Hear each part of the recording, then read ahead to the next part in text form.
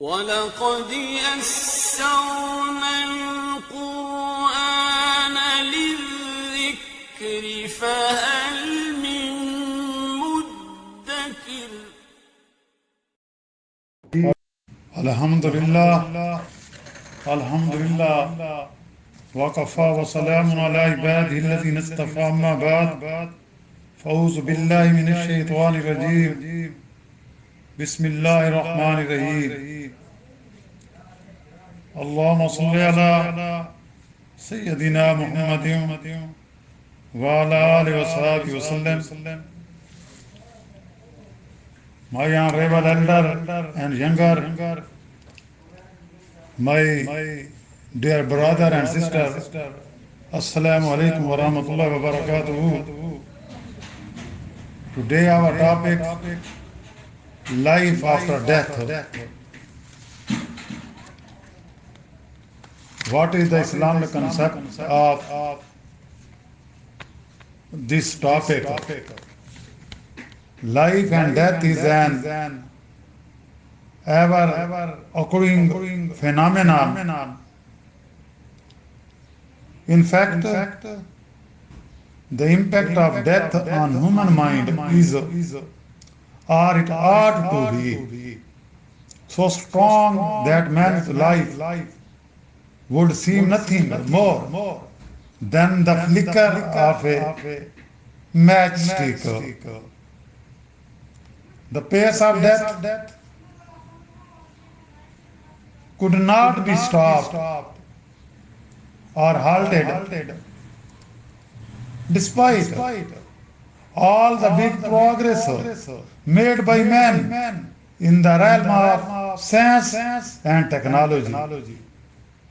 The bud that blossoms must wither, fall, and return to dust. Death is the inevitable end of the total human situation. Quran Majid has drawn an allegorical comparison about life and death in these words: how rain and the growth which it brings forth delight the heart of the tillers. Soon it wither. You will see it grow yellow, then it becomes dry and crumble away. The incident of death, despite its being common, has different shades and implications in individual cases. No two persons generally meet their natural death in totally identical condition.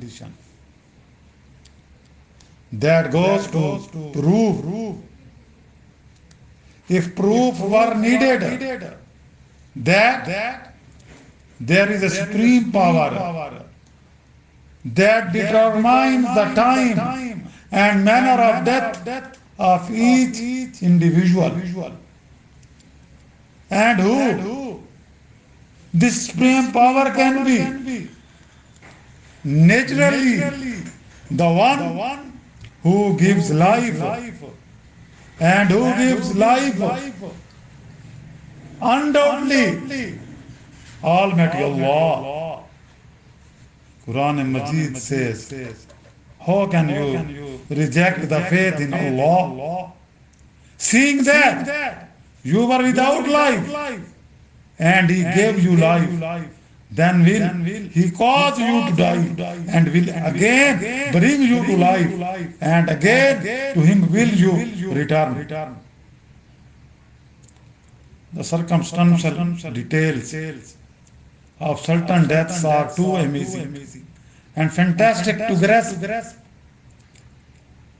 A book titled What a Way to Go has recently come out in the UK which narrates cases of bizarre ending for one major summer food.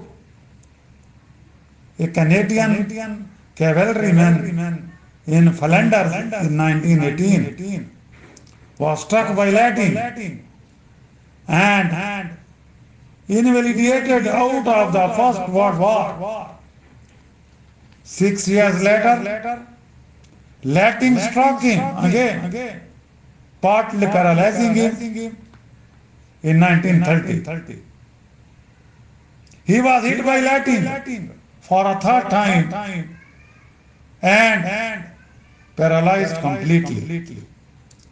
He died as a result soon after, 2 years after his death. Lightning struck his grave and shattered his tombstone. A question arises whether all this was a series of mere accidents. Another episode runs thus: a newlywed couple survived one plane crash that killed as many as 64 persons at Tokyo airport in 1966. They, however, died only 18 hours later when the next plane they took also crashed into Mount Fuji. By contrast, we are reminded here of what had happened in the beginning of 1954 to the famous American novelist Ernest Hemingway. He was traveling by air somewhere in Africa when the plane carrying him crashed. He, however, escaped unhurt.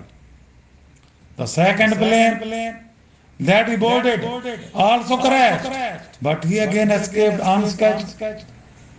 To escape from two successive air crashes seemed to be a feat of survival out of the common, or was it luck or destiny? Later, in the same year, the coveted Nobel Prize for Literature was awarded to him for his powerful style farming, mastery of modern narration. Eventually, he died in circumstances which smacked of suicide. Neither life nor the death is accidental. Allah, the creator of the world, is the ultimate cause. The hand of destiny is overworking behind the scene of life and death. More important is that death is not the end. There is a life after death. And finally, the day of resurrection, when everyone will be judged by his death of the worldly life. The life of period granted by Allah to the world is only a passing human beings to perform various deeds and to strive for the good as per divine dictates.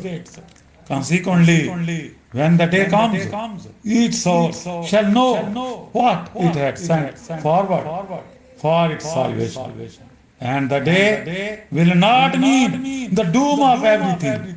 It will be the beginning of a new existence in which the righteous shall receive reward by way of paradise, and the sinner will be penalized in proportion in his wicked deeds of the life of this world in the shape of hell.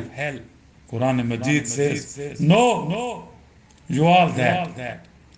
The life of this world is but play and amusement, pomp and mutual boasting and multiplying in revelry among yourselves, riches and children But in the hereafter is a penalty, savor for the devotee of Ra, and forgiveness from Allah, and is good pleasure for devotee of Allah. And what is the life of this world? But goods and chatala, deception, chatala, deception. We pray Almighty to Allah, all the Muslims.